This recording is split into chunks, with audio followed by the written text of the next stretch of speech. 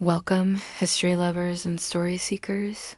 Today, we're journeying to the rugged coast of Marblehead, Massachusetts, a town steeped in maritime lore.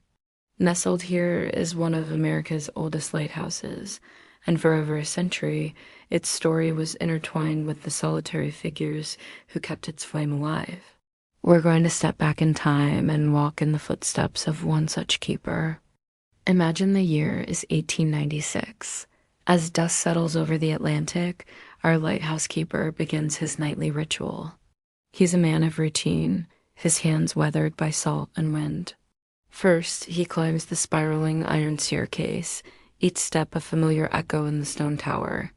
At the top, in the lantern room, he meticulously cleans the giant Fresnel lens, a magnificent beehive of glass and brass. Its prisms must be spotless to cast their life-saving beam as far as possible.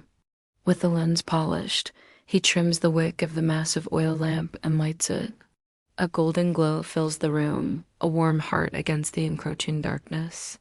He then winds the clockwork mechanism that will rotate the lens, giving the light its unique rhythmic flash, a signature that sailors miles away can identify.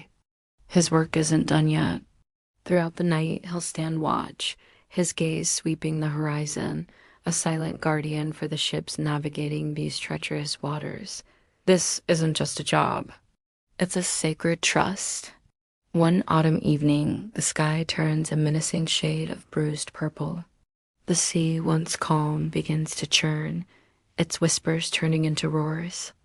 The barometer has been dropping all day, and our keeper knows what's coming.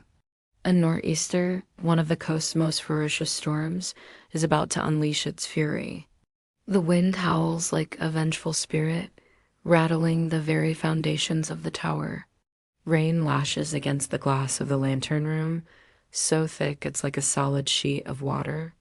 Waves, monstrous and black, crash against the rocky shore below, sending plumes of spray high into the air, reaching the top of the lighthouse itself. Down in his small, attached cottage, every timber groans under the strain.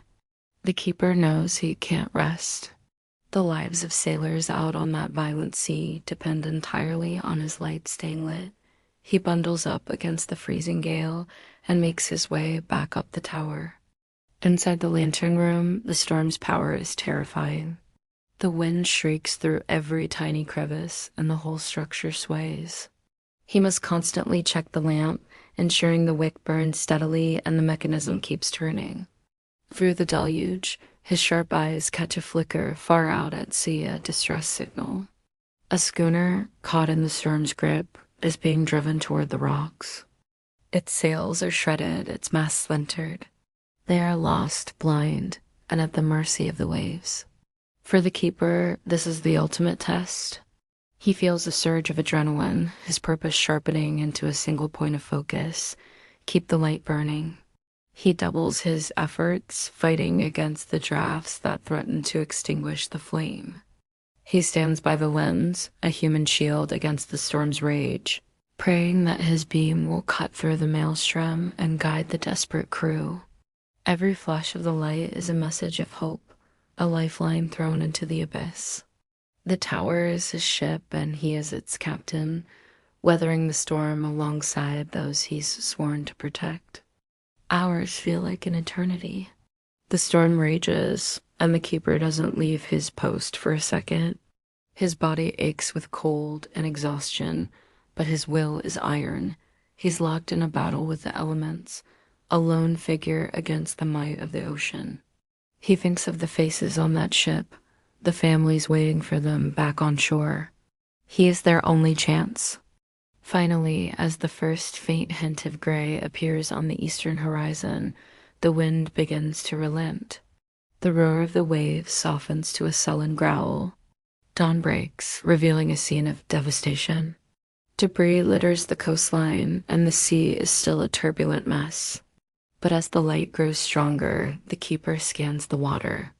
There, nestled in a sheltered cove just beyond the deadliest rocks, is the schooner, battered but intact. The crew, exhausted but alive, managed to navigate the narrow channel, Guided by his unwavering light, a profound sense of peace washes over the keeper.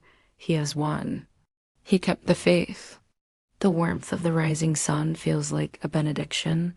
He slowly descends the stairs, his work done. The quiet of the morning is a stark contrast to the chaos of the night. He makes a pot of strong coffee, its aroma filling the small cottage, and sits by the window, watching the sea calm itself.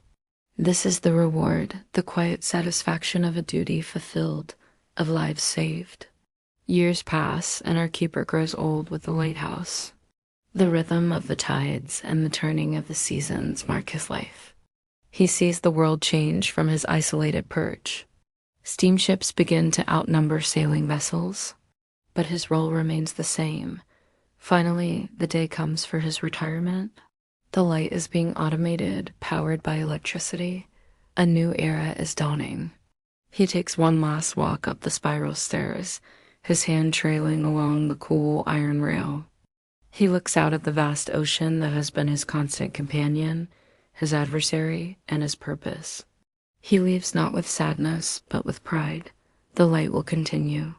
It may no longer need his hand to light it, but his spirit, and the spirit of all the keepers before him, will forever be part of its glow. His legacy is not written in books, but in the countless voyages that ended safely on shore because he was there, a steadfast beacon in the night. Today, if you visit Marblehead, you'll see the lighthouse still standing proudly on the point. It shines every night, its automated beam cutting through the darkness. It's a picturesque landmark, a beautiful piece of history. But it's more than that. It's a monument to the dedication of people like our keeper. It reminds us that even in our modern, high-tech world, there's a timeless power in dedication, responsibility, and the simple, profound act of keeping a light on for those lost in the dark. Thank you so much for joining me on this journey back in time. If you enjoyed this story, please give this video a thumbs up, and don't forget to subscribe and hit that notification bell so you won't miss our next adventure into the past. See you next time.